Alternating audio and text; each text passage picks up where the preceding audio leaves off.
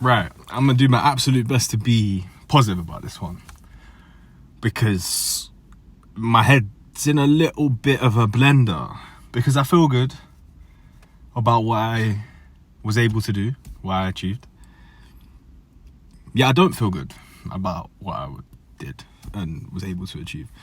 It's a really, really, really weird paradox, man. So, long story short, I got the 4 reps on the 122.5. However, my last 2 reps, I panicked. And I have a bad habit with this on the bench in particular. Now, whilst my panic today is nowhere near as detrimental as my panic a month ago or 2 months ago, I've improved a lot in that respect, but there's still an element of panic. I still haven't developed, that tiny bit of patience that's required to push through those reps slowly. Because as you'll see in the video, I'm very confident, based on the way I felt, that I had those last 2 reps clean. And when I say clean, the issue I have with them is the fact that I leg drive to the point where my bum comes off of the bench, and on the last rep, significantly. And on top of that, it's not even. My hips don't come up in a nice straight line. One side is more dominant than the other, which is just kind of the cherry on top. However, I got it up for 4.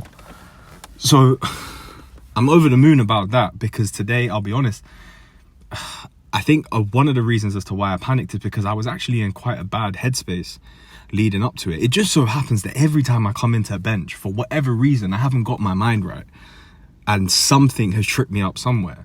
And today, it was my warm-up.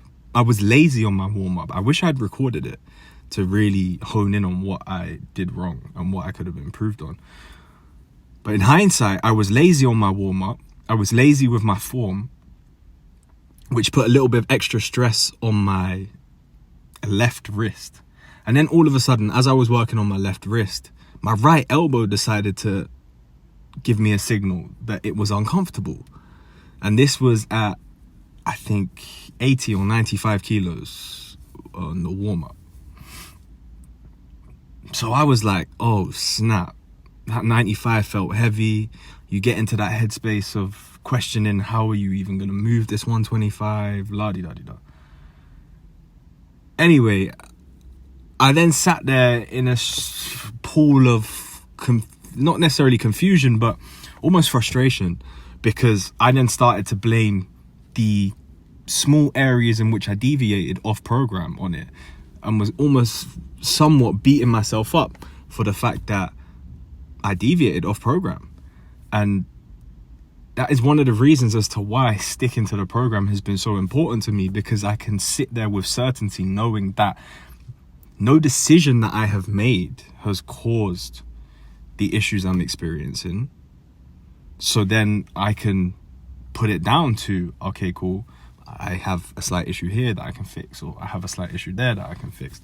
Whereas the fact that last week's program, I took 120 for a single the day after taking it for 2 for the first time, just to touch the weight. And then the fact that a couple of days ago, I went and grappled and did BJJ for the first time in a long time, had me sitting there like, oh, it's probably the grappling in combination with taking the 120 for 2, when 120 for 1, when you shouldn't have, la-di-da-di-da. And I don't like having those things to fear having knocked me off course, if that makes sense to you.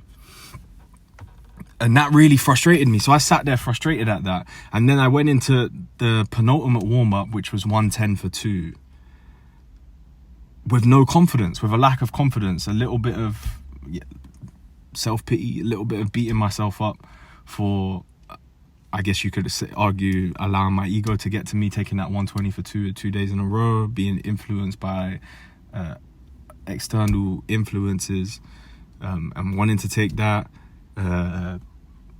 Going to BJJ, I mean, like, inherently there's nothing wrong with that.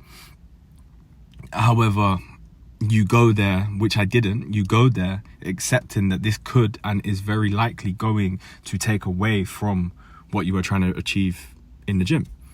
That wasn't something that I came to terms with before going to BJJ, and I'm a big believer of accepting worst case scenario when you're about to embark on any endeavor. And that wasn't something that I accepted, so I found myself frustrated at that. Anyway, this was the turning point. I go into the penultimate set confident that, okay, I've been lazy with my form, so I need to pattern up. I need to fix up, look sharp, tuck my shirt in, and get on with it. And focus, stay nice and stacked, get my wrist nice and stacked, because I'm almost certain that the reason why my wrist was uncomfortable was because I was allowing my wrist to bend ever so slightly, just through pure laziness. So then moving the 110 for 2 felt good. All of a sudden, after having done some wrist warm-ups, the pain went away. And so did my elbow pain, which thankfully allowed me to be like, oh, okay, cool. Let's get out of this self-pity and thought process and let's regain some confidence. Like, let's take some stock in the fact that, or place some stock, in the fact that, yes, I've self-assessed, and I can see now that it was my form that was letting me down, more so than anything else that I could potentially put the blame on. And so then we touched a 122.5 for 1. And that reaffirmed it. It felt heavy and I was daunted. I'll be honest. It felt heavy and I was very daunted, as you are most of the time. And I remember speaking to my boy about this the other day, and I was explaining to him how, bro, it's crazy. Like, when you're warming up for the bench, especially, even the squat in my case, anything where the weight is loaded on top of you, I find that during the way I've been warming up recently, during those warm-ups, it always feels like, damn, how am I going to get... I remember, like, for example, today, I remember feeling down. How am I going to get almost 30 kilos more than this 95 for 4 reps? This 95 feels heavy. But some way, somehow, if you warm up well, you have a consistent warm-up, you get there and your body's firing, it's ready to go and knows what to expect, right? However, today was slightly harder to hone in and focus on that and remind myself of that because of where I had come from mentally, and the amount of effort I had to exert in order to keep myself on an even keel in order to attack my working set well. And then to just add to the concoction of mental turmoil, I guess you could say, I essentially, in my opinion, failed my last 2 reps. However, I got it up for 4 without the need for a spot. So in many ways, I'm over the moon. I'm like, all right, cool. I can attack that again next time. Next time I come to attack that, 1, I don't need to worry too tough about like finding a spot, because I can trust myself to get it up, worst case scenario. And 2, I can take confidence in the fact that if I just stay patient and don't panic, those last 2 reps will almost certainly get up. There'll be a grind and they'll be slow, but they'll get up. And I need to... Sorry, I don't like saying the word need there. I'm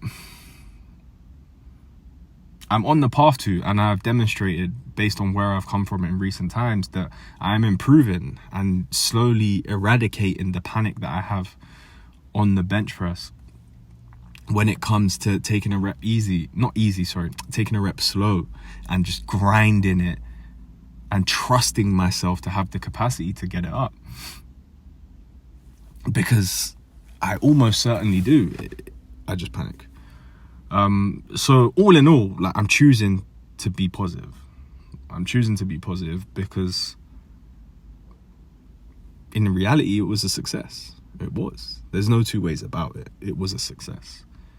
It wasn't as successful as I wanted it to be. There may be factors that contributed to that, but who cares? All we can deal with is the here and now. We can't dwell on the past. We can't dwell on what might have been. Hindsight is 2020. There's no point in wasting time thinking about that, and just have to move. Got a big day on where are we now? Thursday, Friday, Saturday. Got a big day on Saturday.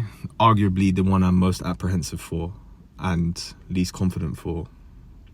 Got to get 197 and a half on the deadlift for 4. However, I'm not fearful of it because it's the one that I don't really care to fail. I'm not too interested in testing my deadlift. If I do choose to test next week, I'm not really fussed about having a higher 1 rep max to calculate my next block on the deadlift, simply because, like I've alluded to in the past, even though my last deadlift session was extremely successful, I'd much rather be able to move these weights that I'm currently working at to the level that I deem to be beautiful. I want to see these weights move like I can move 160, 170. And I want to start moving them faster. I want to move them more clean. So I'm not too fussed about that, which is kind of nice. It's kind of relieving because I really cared about the squat and I really cared about the bench.